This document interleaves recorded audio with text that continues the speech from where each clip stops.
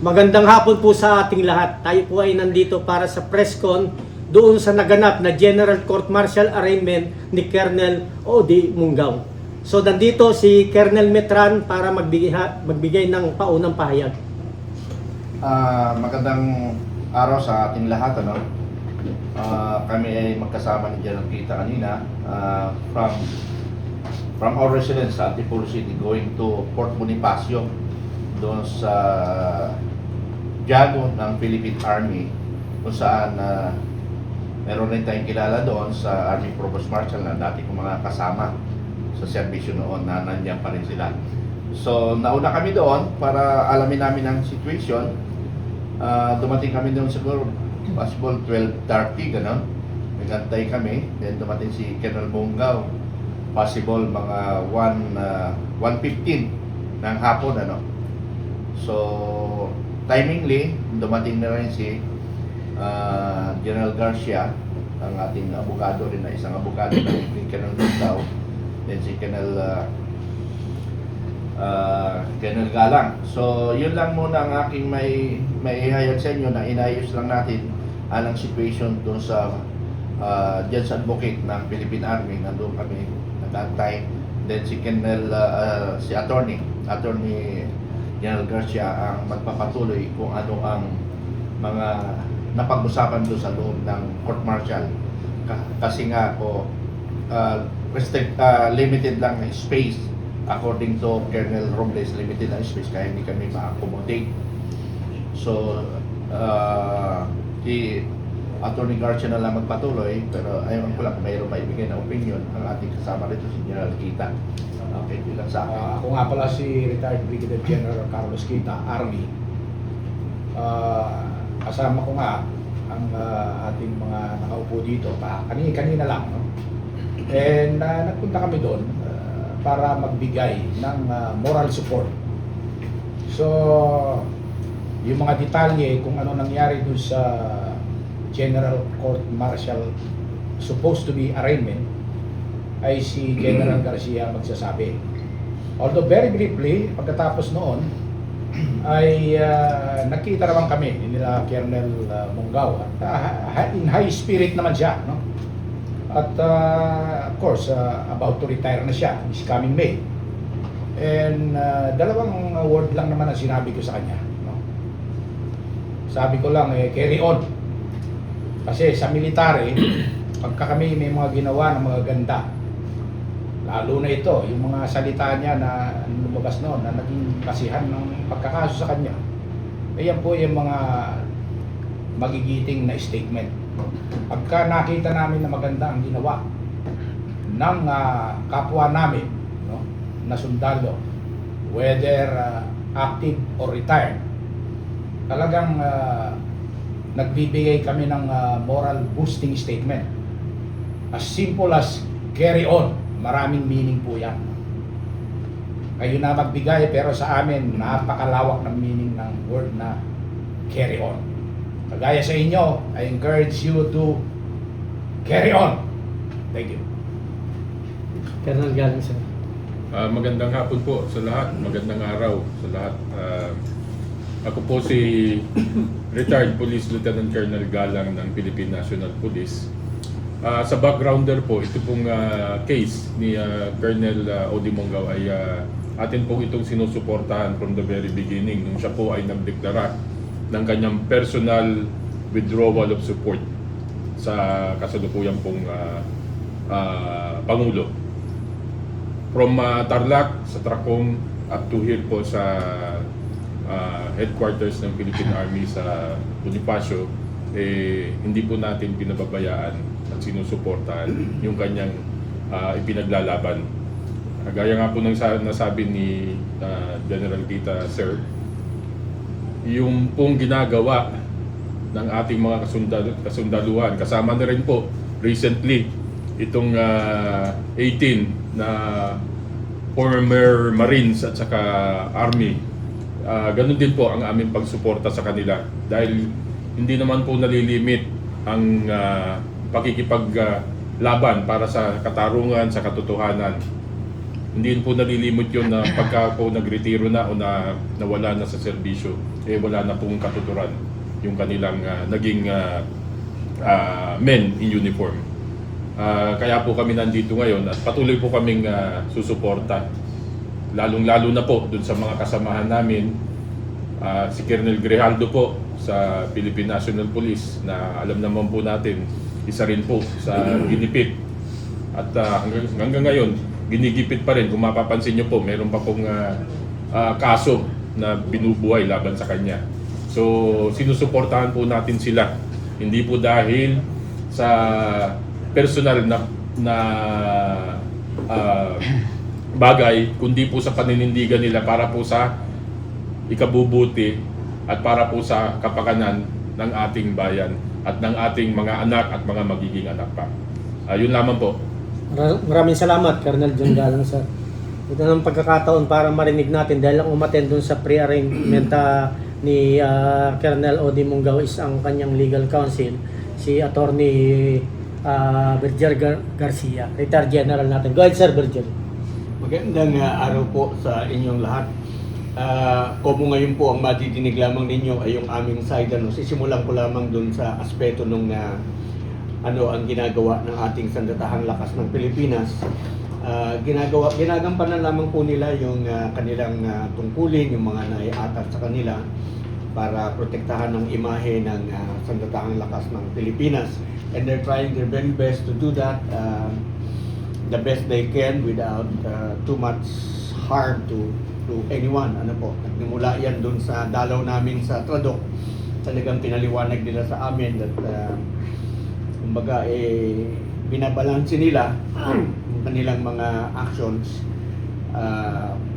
to protect the armed forces of the Philippines, and at the same time ma-maintain yung discipline within the armed forces, which is very important. So maunawaan natin the reason why they're doing what they're doing is because they have to be able to preserve. Very important po kasi yung disiplina, and well, depende na yun sa ating perception kung ano yung ating magiging pananaw. Sa side po natin, walang kasalanan si Colonel Mungaw. Siya po ay naglahad ng kanyang personal na paniniwala, personal na damdamin, na sinasabi niyang hindi na ako sumusuporta sa ating Pangulo. Yun namang pagsuporta sa ating Pangulo, kay sundalo ka, kay hindi. Karapatan mo yan bilang isang Pilipino, it's a constitutional right. So yun lamang naman yung naging issue, yung declaration niya na I am personally withdrawing my support to the President. Hindi ko na matandaan yung exact words niya na ginamit niya noon. Basta it's a personal declaration of withdrawal of support sa ating Pangulo. Because of that, kinasuhan siya ng Article 63 ng Articles of War. Ito yung disrespect to the President, Vice President, etc. At 97, ito yung committing acts detrimental to the good name, to the good order of the Armed Forces of the Philippines. Something like that na. So, kanina nung nagkaroon ng hearing, actually nung makita ko yung notice, sabi ko bakit arraignment? Dapat kasi meron munang pre-trial, yung preliminary, pre-trial investigation is equivalent to preliminary investigation sa civilian court.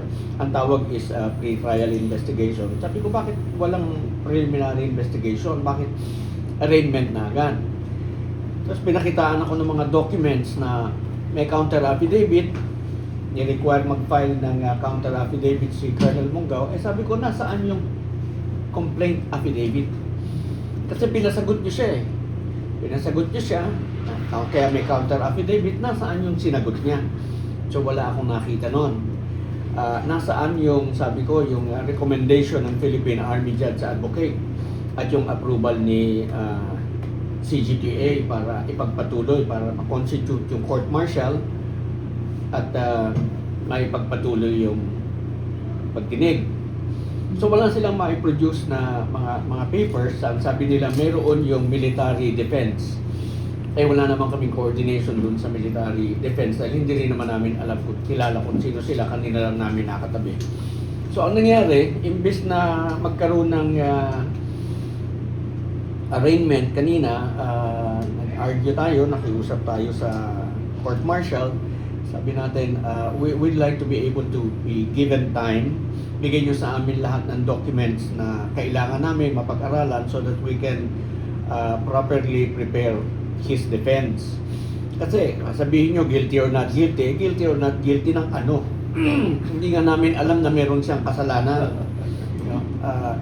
Anong disrespect? Paano niya na-disrespect yung presidente? How? Paano? Yun yung gusto namin maunawaan para makasagot kami ng tama. At sabihin nila meron siyang sinabing yung kanyang utterance detrimental, no? Naka-tarnish the good image of the armed forces of the Philippines. Again, how? Paano na-tarnish just because nasa serbisyo siya? Sabi namin, hindi ko mo nasa serbisyo ka, hindi ka ng Pilipino, hindi ko mo nasa serbisyo ka, wala ka ng constitutional right. That is precisely yung mga kini-question natin kanina. And binanggit ko rin sa kanila na, you know, yung meron siyang constitutional right na hindi ma-detain, no? Yung kasing section 3 subparagraph 18, Article 3 Section 18 subparagraph 1, ang sinasabi doon is no person shall be detained solely by reason of his political belief or affiliation. Kung sabi ko, dinitinan niyo siya because he expressed a political opinion, yung kanyang personal na opinion. So tinanong ko rin, on whose authority? Bakit siya, paano siya nakulong? See? Because merong mga ganitong mga instances na in the performance of your duty, hindi mo napapag-aralan na ikaw pala ay personally nagbabiolate ng batas. Personally, lumalabag ka na pala sa batas at sa karapatan ng taong iyong inaaresto. So, yun yung sinabi namin. Bakit siya nakadetain? Ang sinabi lang niya, I withdraw my personal support to the person.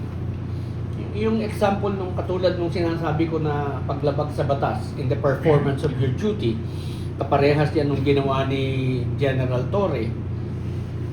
Nung inaresto niya at nakiisa siya sa pagkidnap kay Presidente Duterte, he violated the law. Binviolate niya yung nakalimutan ko yung Republic Act, yung number, no? Pero yung sinasabi dun sa Republic Act na yun is no person, every person detained under custodial investigation shall be entitled to counsel at all times. Alright? So, once na binviolate mo yon, hindi mo binigyan hindi mo ibinigay yung karapatan na yon sa iyong person na in-arrest, detain o undergoing custodial investigation. Ang parusa doon, mura lang naman yung multa, 6,000 pesos lang. Pero yung kulong naman, not less than 8 years, not more than 10 years. Pero ang pinakamasakit doon is yung kaakibat na permanent total disqualification from holding public office. Ang isang galing sa serbisyo, police, armed forces, pag ikaw ay nahatulan ng permanent disqualification, yung pension mo, yung retirement mo, goes away with it. Yun yung, kaya sinasabi ko, bago kayo magpatupad, alamin nyo muna na hindi kayo lalabag sa batas. So, eto ngayon, again, no person shall be detained solely by reason of his political belief or affiliation. Ano ba ang kasalanan ng mama? So in the process that you're trying to find out, kasi kinasuhan mo na nga ng 63, so yun ngayon, tinanong natin, how? 97, how? So, pinagbigyan naman tayo ng General Court Martial at sabi sa sige, bibigyan namin kayo ng lahat ng dokumentong hinihingi ninyo. Mag-arraignment tayo sa March 3. Martes siya tayo, next week, March 3. Umihirit pa sana ako na mas mahaba-haba. Sabi nila, okay na yon para makapag-prepare kayo. So, kanina, sinerox na nila yung mga papers na ibibigay nila sa amin. Hopefully, that is complete because gusto ko rin makita yung mga salaysay meron silang nakapangalan doon na 7 na pangalan eh. 7 pangalan na witnesses daw. So gusto kong makita yung statement ng 7 na yon beforehand para bago i-present, alam namin kung ano ang depensa ang gagawin namin. Yan ba yung objectan namin o hindi namin na-objectan? Yan ba may personal knowledge o wala? So mga things like those. Kaya gusto nating malaman kung ano ang sinabi ng mga witnesses na yon. Yung ba is it going to prove any of the elements of the crime? So kaya kailangan mabigyan kami ng pagkakataon. So pinagbigyan naman tayo ng General Court Martial. Unfortunately, hindi ako nakakuha ng kopya ng Constitution para naipakilala ko sana sa inyo yung mga officers na composing the General Court Martial. But it is presided by a Brigadier General. Tapos yung law member is a full colonel. Tapos puro full colonel din yung 5 huwes na nakaupo doon sa ating General Court Martial. So pwede kayong magtanong ngayon para